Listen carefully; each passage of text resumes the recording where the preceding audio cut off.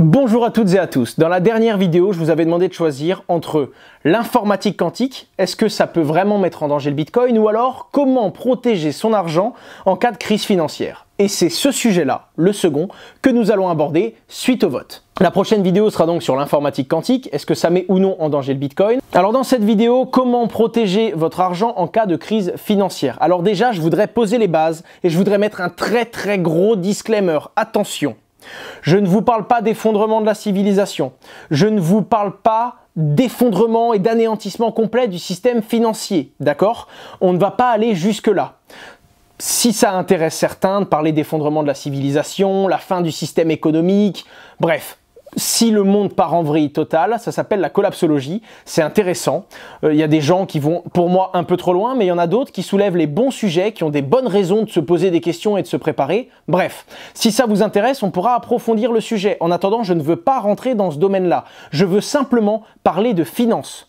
Comment faire en sorte de garder son pouvoir d'achat si on voit qu'il y a une crise comme en 2008 ou une crise peut-être de plus grosse ampleur, comme il pourrait très bien arriver depuis les États-Unis ou depuis un autre endroit d'ailleurs, parce qu'il y a des raisons de penser qu'il pourrait y avoir une grosse crise économique demain ou alors bientôt, voire même dans très longtemps. En tout cas, il y a des choses, des concepts qui sont vrais, des choses que vous pouvez faire dès maintenant pour augmenter votre stabilité financière et monétaire au cas où ça arrive.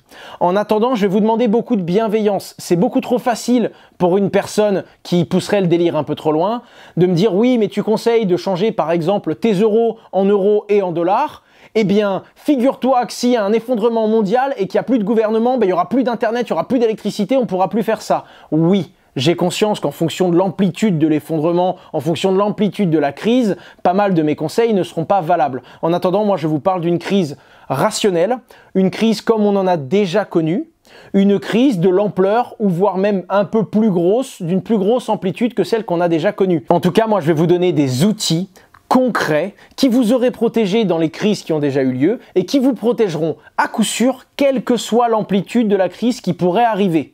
Après, si c'est un effondrement de la civilisation, s'il y a des météorites qui tombent du ciel, s'il n'y a plus de gouvernement, bref, effectivement, cette vidéo ne vous suffira pas, mais en tout cas, ce sera une bonne base, du moins pour vos finances. Cette vidéo ira donc en 4 catégories: la diversification bancaire, la diversification monétaire et crypto-monétaire, tous les autres classes d'actifs, d'accord, parce qu'il y a d'autres moyens de mettre son argent et de la protéger, et pour finir, le bon comportement à avoir, en tout cas, un comportement qui vous fera pas de mal, ça c'est certain. Et on commence tout de suite. Alors pour commencer, la diversification bancaire. Alors j'en parle parce que j'ai demandé à beaucoup de gens, et c'est celle qui touche le moins de monde. C'est-à-dire que beaucoup de personnes ne le font pas. J'ai interrogé énormément de monde qui ont un seul compte en banque et qui ont tout leur argent en France dans ce compte en banque. La base de la base, c'est avoir plusieurs comptes. L'idéal, c'est d'avoir un deuxième compte en Europe ou alors, si possible, un troisième compte à l'international pour faire en sorte que si le gros problème vienne de la France et soit français, vous n'ayez pas de soucis dans vos autres finances et etc. L'idéal, c'est vraiment de ne pas avoir un seul compte en banque. Alors, c'est pas uniquement pour protéger sa valeur, mais c'est aussi pour protéger sa liquidité. Comme vous le savez, les banques, elles peuvent bloquer les retraits. Si vous avez tout dans une seule banque, eh bien, d'un coup, une seule banque peut, en appuyant sur un bouton, bloquer toute votre liquidité. Et ça, c'est grave. Alors, le premier point, ça va être d'ouvrir un autre compte en banque. En plus, c'est facile d'ouvrir un autre compte en banque en Europe. Regardez la néobanque N26. J'en ai parlé dans une de mes vidéos. Je vous mets un lien dans la description. Ça vous permet d'ouvrir en quelques minutes un compte en banque et d'avoir une carte. Il me semble que le compte, il est en Allemagne. À côté de ça, il y a également Revolut. C'est une autre néobanque et il me semble que leurs comptes à eux, ils sont à Londres. Londres qui d'ailleurs a quitté l'Union européenne, il me semble qu'il y a eu un accord pour le Brexit, donc on peut carrément dire que c'est l'international. C'est-à-dire que s'il y a un risque de système en Europe, peut-être que Londres sera moins touché. Surtout que là-bas, ils ont une autre monnaie, ils ont le livre sterling. Vous pouvez également essayer d'ouvrir un compte en Suisse, par exemple. Ce sont des idées.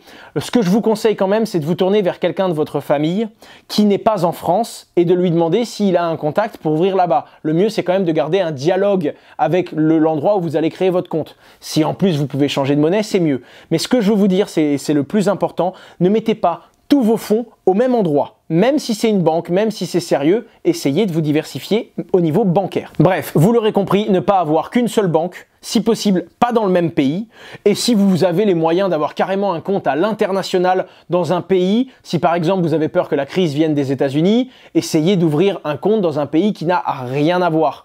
Par exemple, j'ai étudié, je vous mets un lien dans la description, j'ai creusé un petit peu et j'ai vu que pendant la crise financière de 2008, il y a des pays qui ont été moins touchés que d'autres. Par exemple, la Pologne, l'Israël, la Corée. Et tous ces pays ont été plus ou moins touchés pour différentes raisons. Et donc, en creusant un petit peu, on peut se rendre compte qu'il y a des pays qui sont quand même un peu moins connectés aux finances mondiales et qui peuvent être un peu moins impactés au cas où il y a une crise. Par exemple, c'est une piste. À vous de la creuser. Alors, je vous ai parlé de N26 et de Revolut, mais il y a aussi des banques crypto-fiat, c'est-à-dire où vous pouvez déposer des euros, des dollars, des livres sterling, des yuan, mais aussi de la crypto-monnaie. Vous pouvez par exemple déposer du Bitcoin, de l'Ether, du Litecoin, du DAI, qui est l'une des stablecoins. Ça, c'est vraiment intéressant aussi, parce que déjà, ça vous permet d'avoir un compte hors de France. Il me semble, par exemple, les plus connus, c'est WireX. J'ai déjà fait une vidéo dessus. Vous trouverez tout dans la description, que ce soit la vidéo ou le lien, évidemment. Mais ce que je veux vous dire, c'est que c'est intéressant au niveau de l'agilité que ça va vous donner. Ça va vous permettre d'avoir un compte où en un seul clic, vous passez d'une monnaie à une crypto-monnaie, à un stablecoin, et vous pouvez l'envoyer sur un compte où vous avez votre clé privée, par exemple. Après, dans les crypto-banques, il y a du coup WireX que je viens de vous citer. Il y a également la Coinbase Card. Si vous avez déjà un compte Coinbase ou bon, il y a un peu plus de frais, mais pour le coup, c'est un peu plus connu. Il y a également Crypterium, mais bon, j'ai plein d'abonnés m'en avaient parlé dans la vidéo où j'ai présenté WireX et N26. Crypterium ne propose plus de cartes pour le moment, mais ils vont le refaire bientôt. Bref, ce que je veux vous dire, c'est qu'il existe des banques à l'international ou en Europe qui vous permettent d'avoir un compte en euros et en crypto. Et pareil, il vous suffit d'aller sur le lien et de remplir le formulaire et en 3 minutes, vous avez ouvert votre compte en banque et je crois que ça coûte, des fois c'est gratuit, des fois ça coûte 5 € de recevoir la carte chez vous. Donc c'est vraiment pas grand chose à faire. Ça va vraiment vous permettre d'avoir non seulement un nouvel établissement bancaire, mais qui en plus vous permet de changer rapidement d'un euro à une autre monnaie, à une crypto-monnaie. Et vous allez comprendre dans ce deuxième point à quel point c'est important de diversifier cette fois-ci ces monnaies. Le deuxième point, on parle de la diversification monétaire, et donc monétaire, crypto-monétaire. Qu'est-ce que j'entends par là? C'est possible, même si votre banque ne vous bloque pas ses comptes, même si votre banque vous permet d'aller retirer, parce que ce que je vous ai dit tout à l'heure, c'est qu'il peut y avoir un bank run, c'est-à-dire que les banques, tout le monde court aux banques pour aller retirer son argent, et les banques peuvent aller jusqu'à couper le retrait. C'est arrivé en Grèce, c'est arrivé dans énormément de pays. Ce qu'il faut savoir, c'est que le mieux déjà, c'est de garder sa liquidité. Alors normalement, vous avez suivi la première étape, vous avez au moins 2 ou 3 comptes, mais vous avez certainement peut-être, et je le recommande, une petite quantité d'argent en liquide.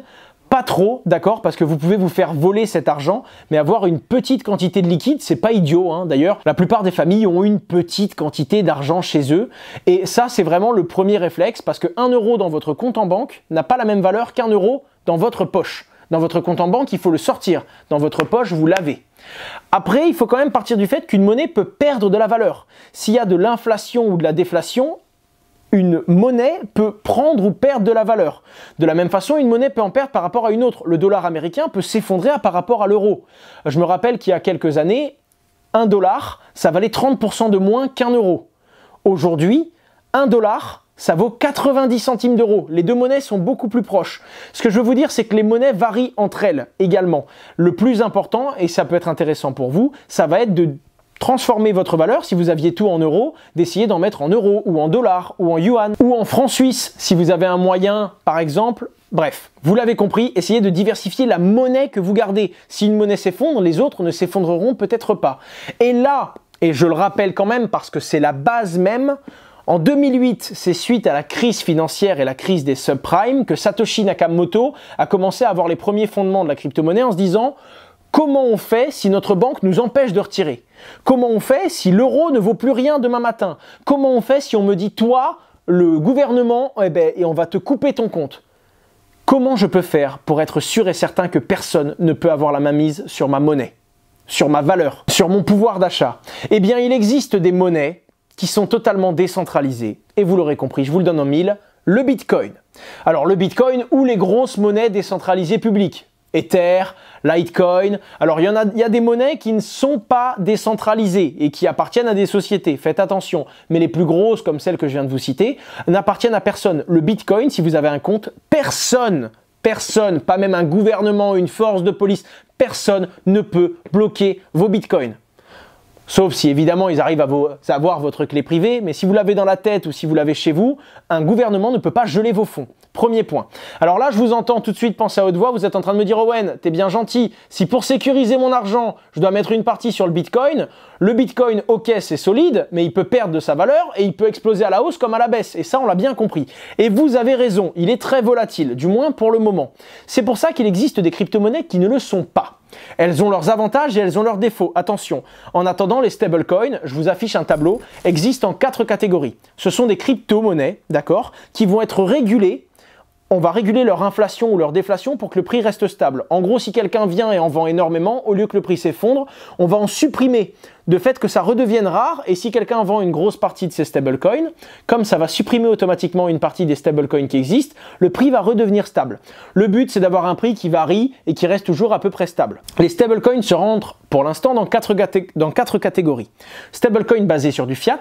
Par exemple, le plus connu, l'USDT, c'est un stablecoin qui va se baser sur le dollar américain. En gros, il va essayer de toujours rester entre 98 cents et 1 dollar et 2 cents. En gros, donc en gros, c'est très très stable. Évidemment, si le dollar américain s'effondre, la crypto-monnaie qui est basée sur le dollar va perdre de la valeur. Mais bon, on ne va pas aller trop loin non plus. Il y a également des stablecoins basés sur d'autres devises. Je vous mets pas mal de documentation dans la description, bien évidemment, mais si ça vous intéresse de regarder des stablecoins backés par des fiat, donc par de la monnaie connue, vous avez le BUSD qui est, à contrario de l'USDT, qui est backé cette fois-ci par Binance. Encore une fois sur le dollar, mais c'est Binance qui le sécurise. Il y a le Paxos qui est sympa. Il y a le TrueUSD qui l'est aussi. Bref, vous pouvez creuser, il y en a vraiment pas mal. Ensuite, il y a les stablecoins qui, eux, sont basés sur des commodités, c'est-à-dire des matériaux, de l'or, etc., etc. Là, je crois qu'il y a le DGX qui fait ça. Je ne sais pas à quel point le projet est solide, mais en tout cas, vous allez voir que c'est plutôt stable. Alors, peut-être un peu plus que les variations sur l'USDT, mais globalement, on garde un prix puisque l'algorithme va réguler en fonction du prix de l'or, il me semble. Ensuite, vous avez des stablecoins qui sont basés sur d'autres crypto-monnaies. En gros, la moyenne de 4 cryptos, eh bien ça va se baser sur cette moyenne. Vous l'aurez compris, si les cryptos s'effondrent, le stablecoin va s'effondrer un peu aussi puisqu'il va suivre cette moyenne. Mais en attendant, c'est possible. Et il y a un concept qui n'est pas assez développé aujourd'hui.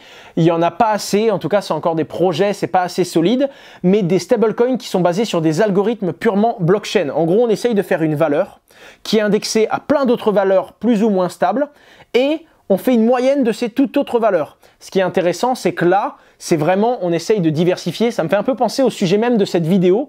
On va diversifier sur plein de valeurs qu'on connaît, plein de matériaux, plein de crypto-monnaies, plein de monnaies réelles, fiat par exemple, et on va essayer d'avoir une moyenne et essayer de la rendre la plus stable possible.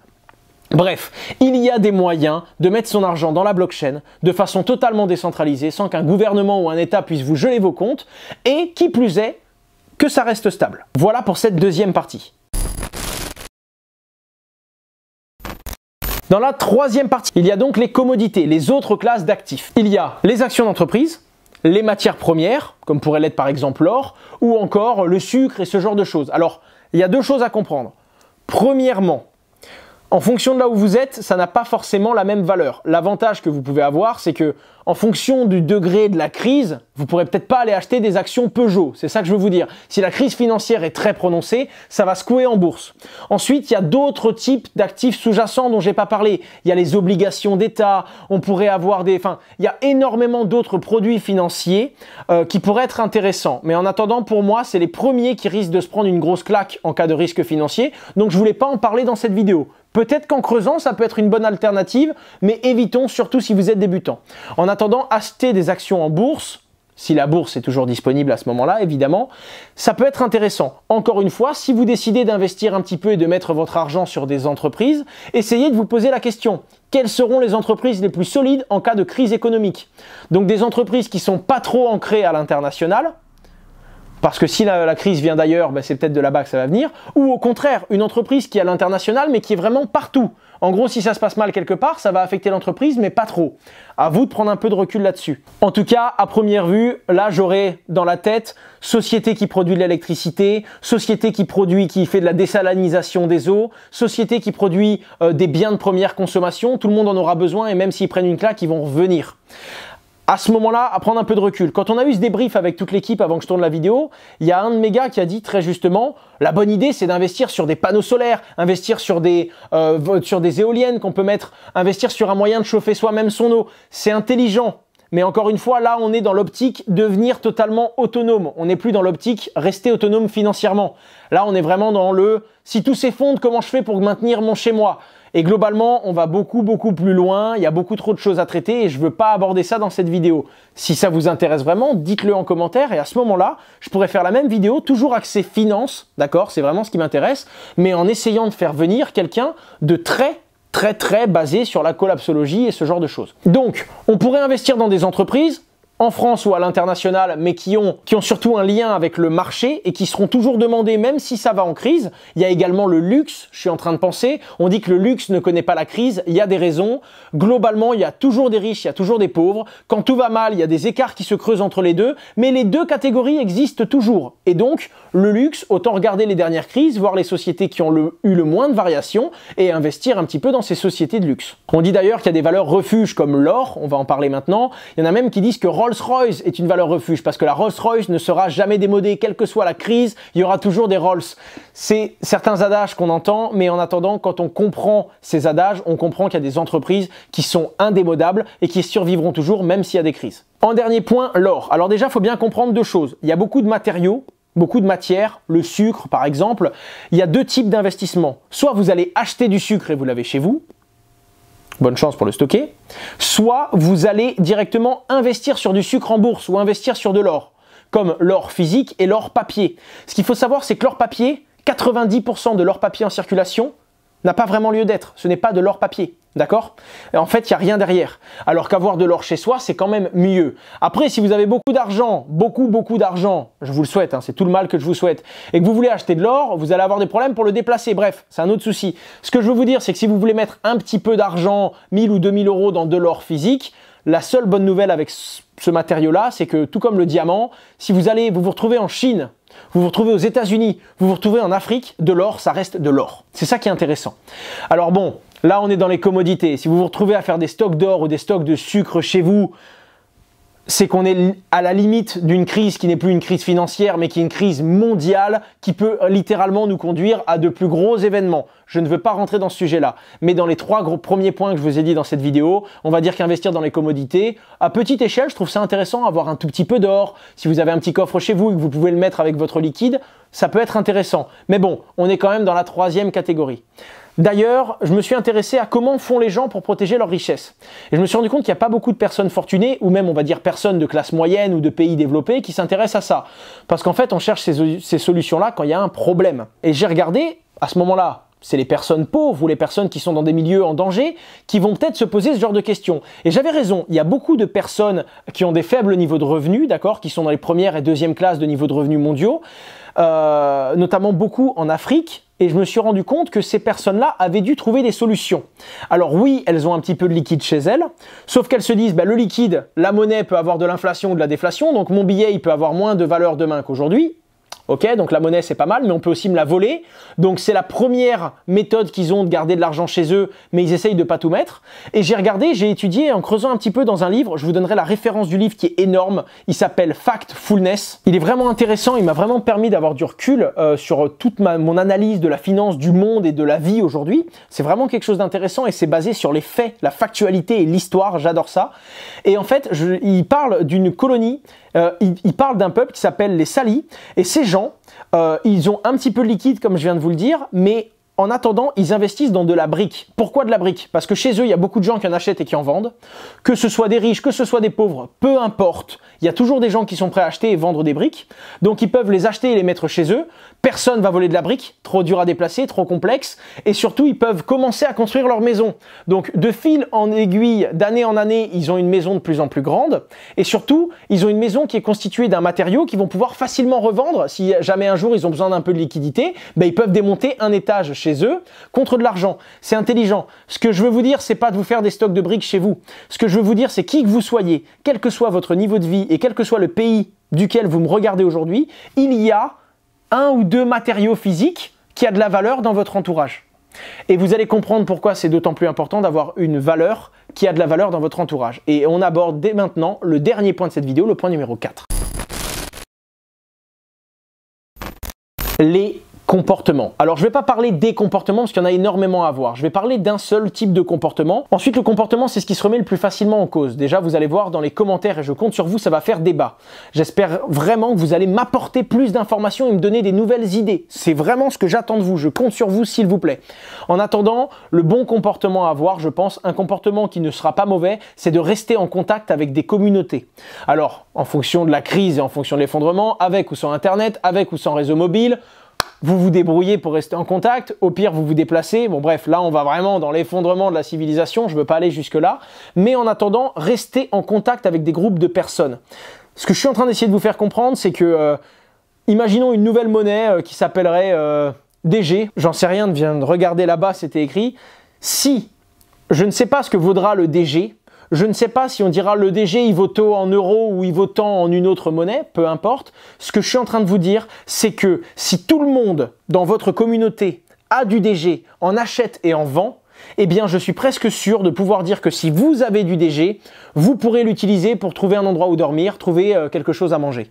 En fait, ce qu'il faut comprendre, c'est que la monnaie, quel que soit le recul qu'on lui donne, que ce soit un billet, que ce soit une crypto-monnaie, que ce soit une matière première, elle n'a de valeur que la confiance qu'on lui donne.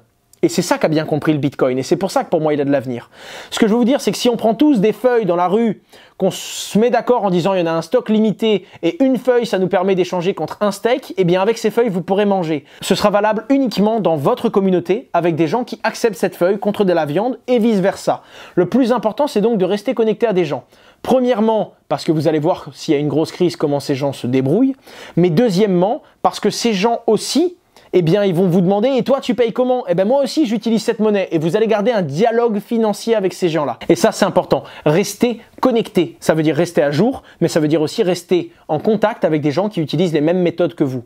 Je ne sais pas si l'une des monnaies que je viens de citer dans cette vidéo, dans 200 ans, elle fera rire tout le monde. Il y aura peut-être plus d'euros, il y aura peut-être plus rien. J'en sais rien, même si je crois dur comme fer que notre Bitcoin sera toujours présent. Et sûrement bien plus périn que certaines monnaies qu'on connaît aujourd'hui. Mais en tout cas, restez en contact avec des gens qui utilisent le même langage financier que vous.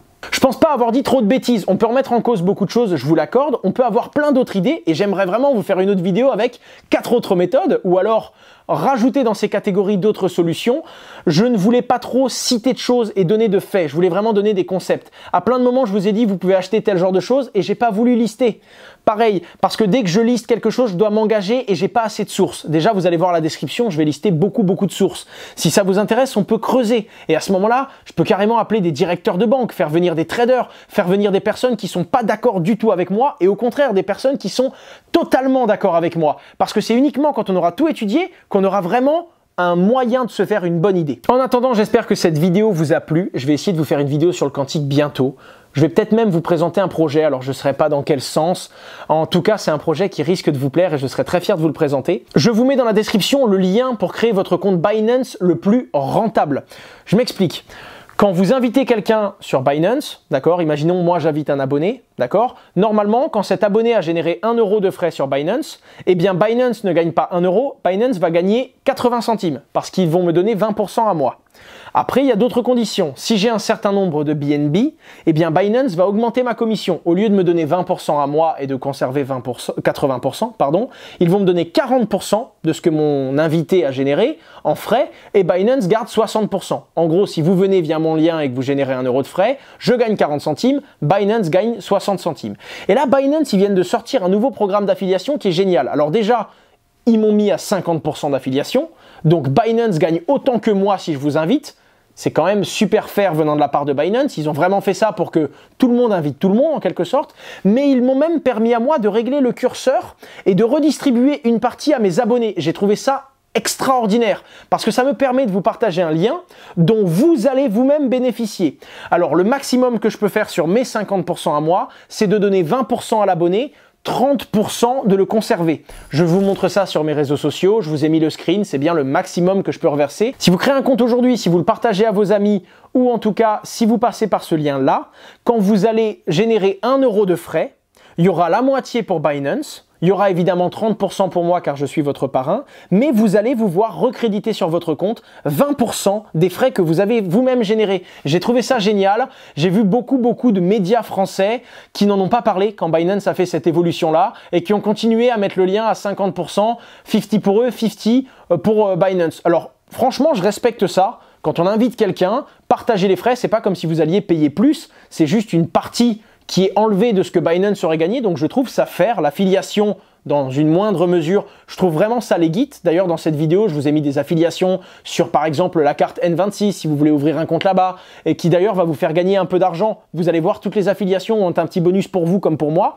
Mais en attendant, je trouvais vraiment ça fair de vous partager un lien. Dans la plupart de mes vidéos, je mets le lien où je prends la moitié et l'autre moitié pour Binance, mais vous dire au moins une fois et mettre sur tous mes réseaux sociaux, si vous voulez vraiment récupérer 20%, ce lien-là vous permettra de récupérer ces 20% à vie et je trouvais ça fair de vous le présenter et de vous permettre de récupérer un maximum. D'ailleurs, pour le petit tips, si vous payez vos frais en Binance Coin, vous divisez par 2 les frais sur Binance. Et en plus, là, vous récupérez 20%. Et Binance ne prend que 50% de ça. Donc ça, franchement, il y a un moyen d'échanger sa crypto-monnaie sans payer trop de frais et je trouve ça vraiment génial. C'était Asher, cette vidéo un petit peu longue, j'espère qu'elle vous a plu. J'espère que vous l'avez trouvée dynamique et j'espère surtout que vous allez prendre le temps de lâcher un commentaire, un petit pouce bleu les gars, parce que ça m'a demandé beaucoup de boulot. Ça me demande même des frais, il y a du montage derrière, je dois valider tout mon texte, je dois faire une due diligence pour être sûr que je dis pas de bêtises. Bref, j'espère que ça vous a plu et n'oubliez pas que mon plus gros salaire, en plus de l'affiliation, ça reste quand même ce petit pouce bleu. C'était Asher et on se retrouve à très bientôt sur YouTube. Au revoir.